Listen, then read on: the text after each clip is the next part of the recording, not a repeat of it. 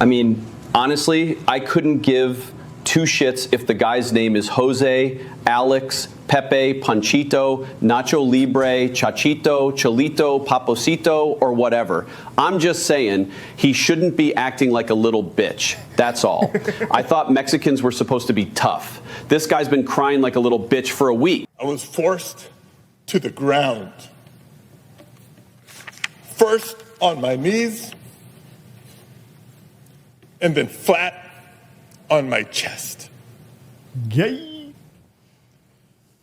And as I was handcuffed and marched down a hallway, repeatedly asking, why am I being detained?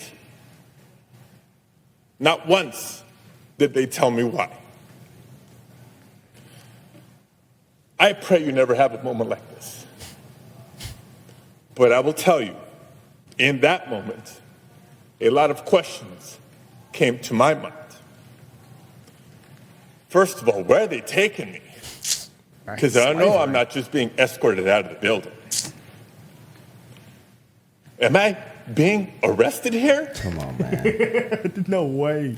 And what will a city already on edge from being militarized think when they see their United States senator being handcuffed just for trying to ask a question? His soft ass, man, all that crying. This might be the softest shit I've ever seen. Crying. You're supposed to be a leader, and you're crying. He straight up whining and crying. Did they handcuff him and then just walk him out and let him go? They like put him on the ground, detained him for like 10 minutes and let him go. And he was being disruptive. Yeah. Imagine if you ran into a live press conference like that. You're going to jail. He got released. They might take you somewhere, take you up that road. Cuffed, suggesting that the Trump administration is cracking down on Democrats. Can you comment on that? Well, I was hoping Jose Padilla would be here to ask a question, but unfortunately, I guess he decided not to show up because there wasn't the theater. And that's all it is. You know, I think everybody realizes that's what this is. It's pure political theater. It's crazy because Jose Padilla was actually someone who was deported. Jose Padilla. I can definitely see that, Dean. Terrorist incarcerated in U.S. prison. Well. I mean, we would never know, though. But, I mean, I could see this being the troll also. I feel like this is more reasonable than saying, oh, he just called him Jose because he's Mexican. Either way, it's funny. Mr. Vice President, how dare you disrespect our senator?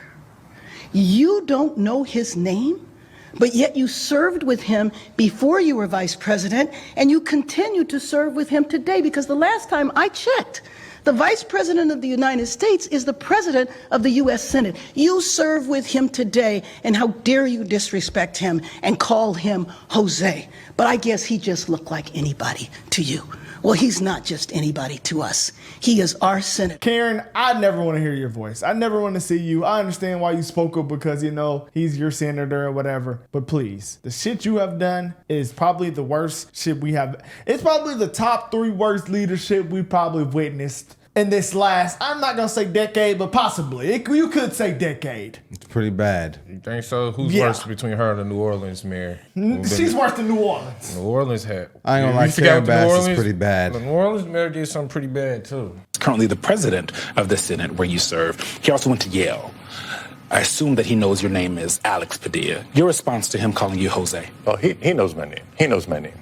Look, sadly, it's just an indicator of how petty and unserious this administration is. You were crying. But he's the vice president of the United States. You think he'd take the situation in Los Angeles more seriously?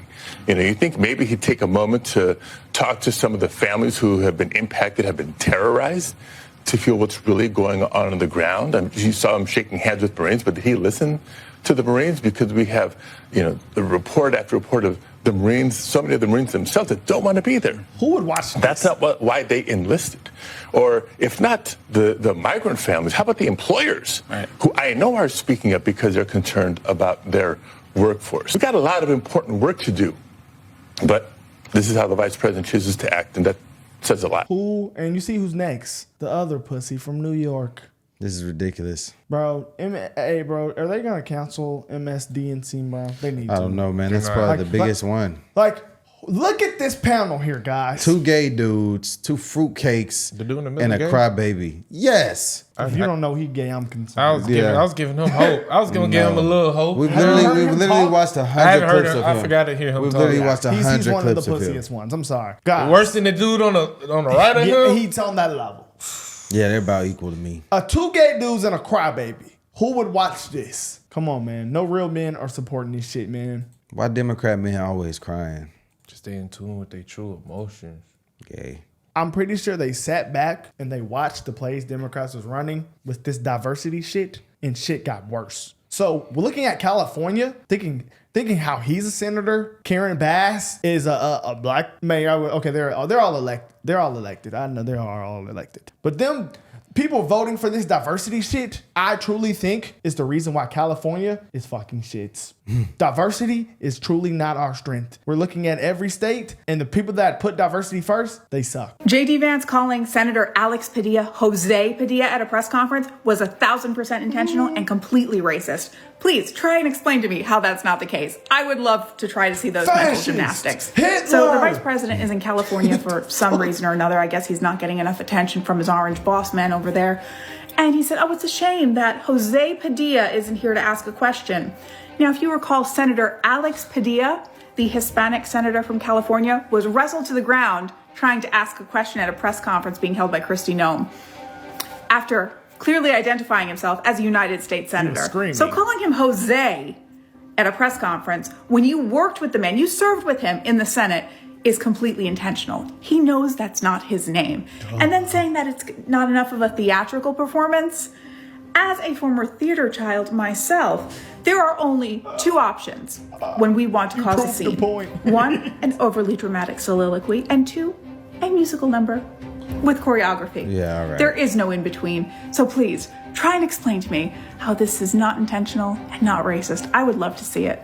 You just proved it. Vice President J.D. Vance just referred to Senator Alex Padilla, the man who the Trump administration handcuffed and arrested, as Jose Padilla. It's one of the most disgusting things I've seen. Take a look. Lawmakers who keep getting handcuffed. The New York Times just did a story. They keep getting handcuffed, suggesting that the Trump administration is cracking down on Democrats. Can you comment on that? Well, I was hoping Jose Padilla would be here to ask a question, but unfortunately, I guess he decided not to show up because there wasn't the theater.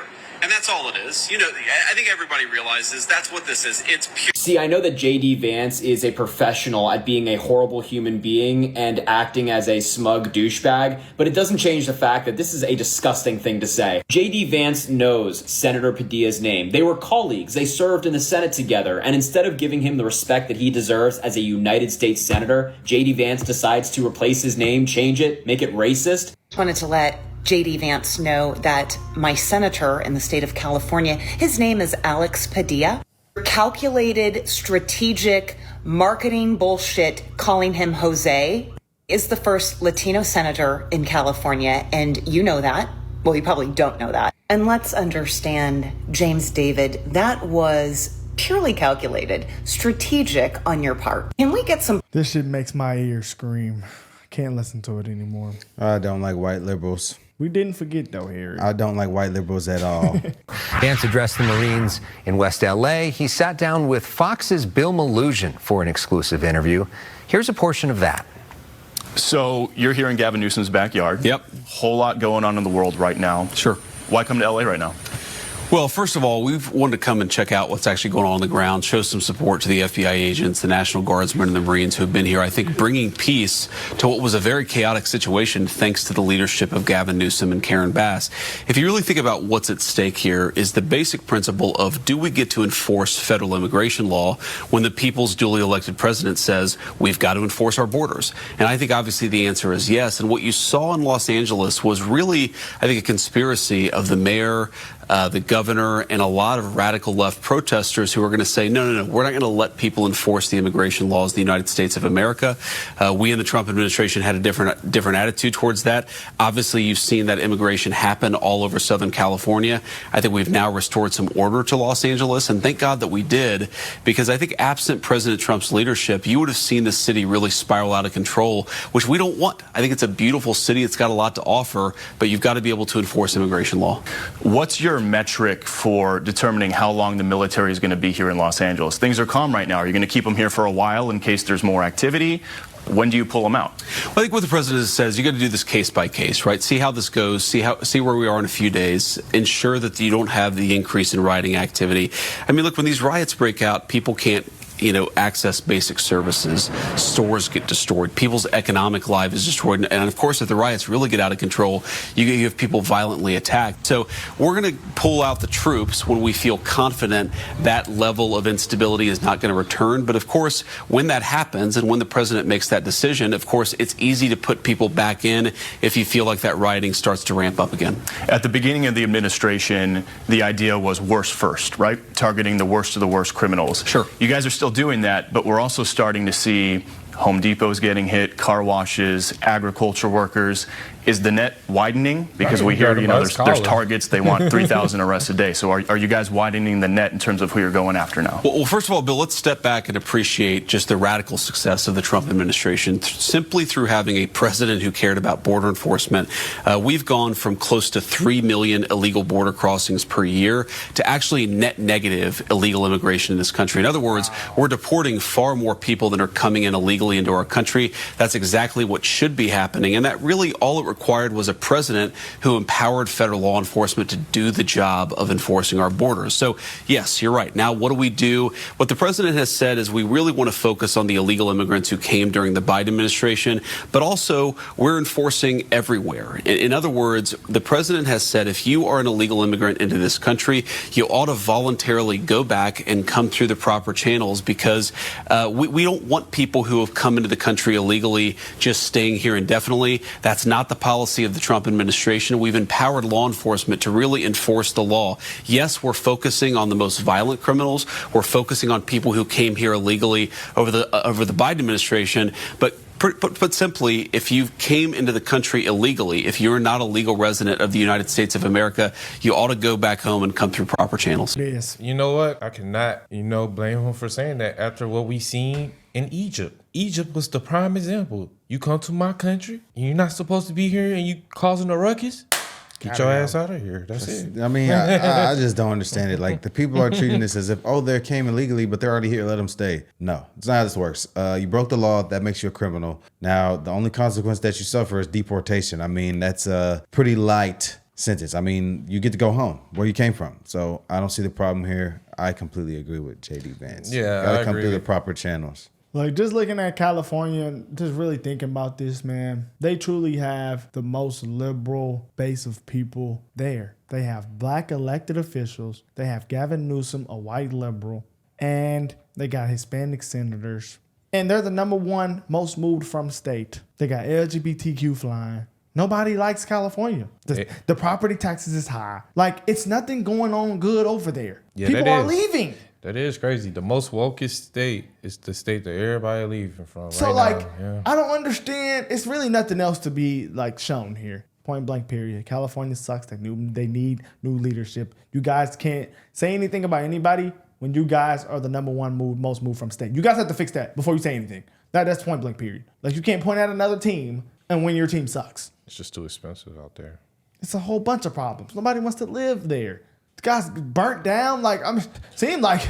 I don't know if people don't want to live there. If it was affordable, I think a lot of people would. But it's not gonna be though.